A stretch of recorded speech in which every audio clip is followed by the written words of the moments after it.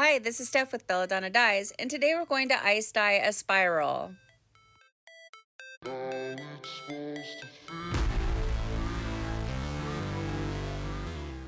Start by smoothing out as many wrinkles as you can, and then decide where you want the center of your spiral to be, and give it a little pinch. And for this one, I'm using the microwave splatter guard and a hemostat. So you want to click your hemostat down on the first click. It does not need to be overly tight. You don't want to tear a hole in the center of your shirt. And then I give it a couple of twists, 2 or 3 twists, and then with the opposite hand, I'm creating the pleats and making the spiral. And I go as far as I can using the splatter guard, and then I unclick the hemostat and I gently wiggle it out while I hold down the center of the spiral.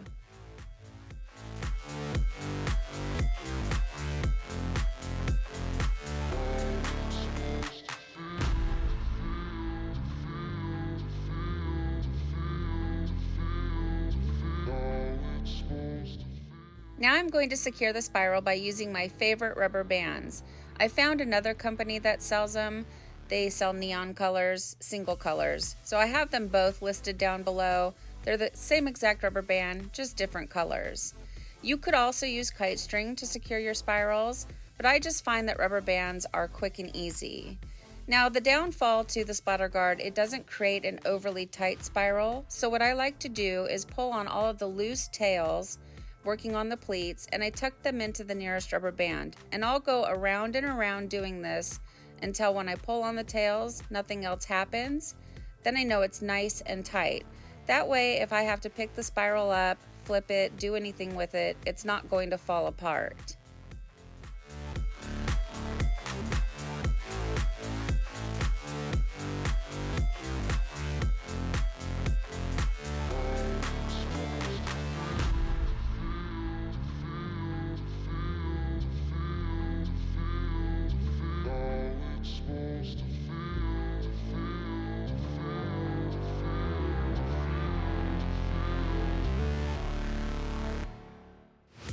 Next, you want to build yourself some type of an ice barrier, and I like to use the silicone cake molds.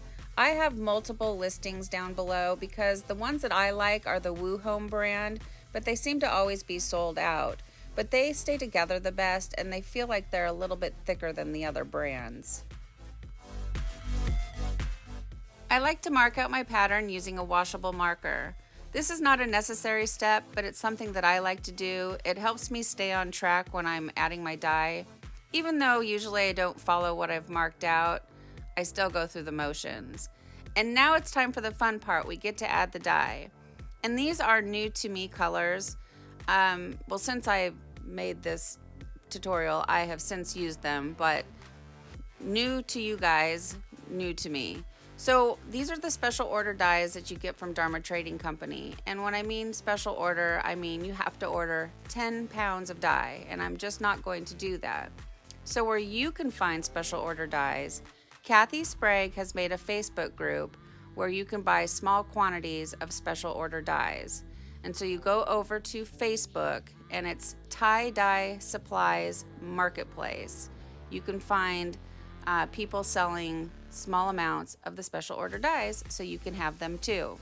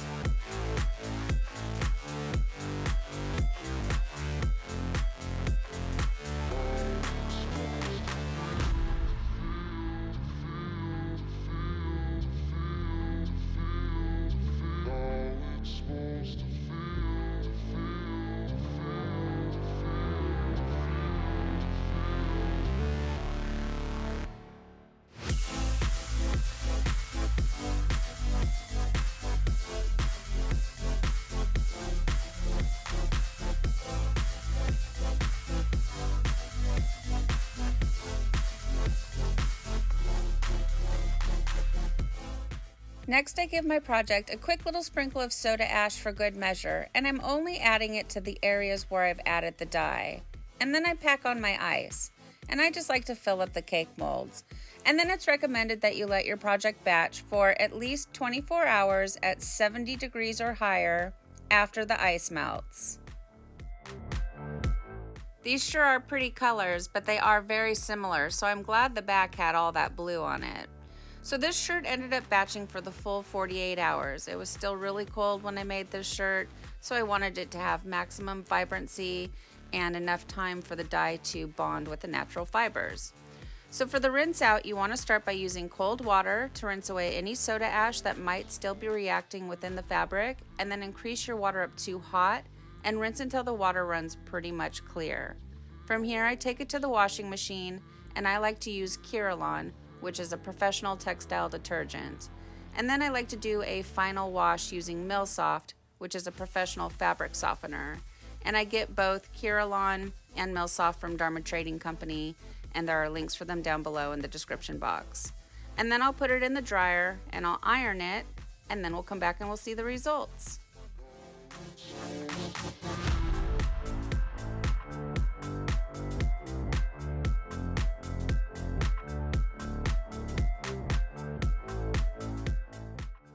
Well, here it is, guys. What do you think?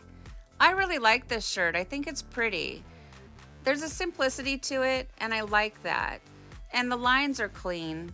Like, the stripes are really clean and the pleats really show up. All the colors are very similar, and if hindsight's 2020, use contrasting colors.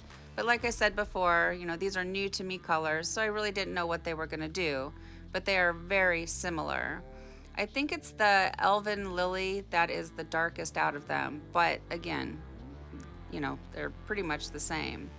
The shirt is really, it's hypnotic, don't you think? If you guys start quacking like a duck, you know why. No, I'm just kidding. No, overall, I really like this shirt. Like I said, hindsight's 2020. Now I know what these colors do. I chose them because I like their names. So what do you guys think of this shirt? Please leave me some comments down below. Thank you so much for watching. Please subscribe to my channel, leave a thumbs up, and click the bell and set it to all. That way you get notified of future uploads. And remember, have fun tie-dyeing!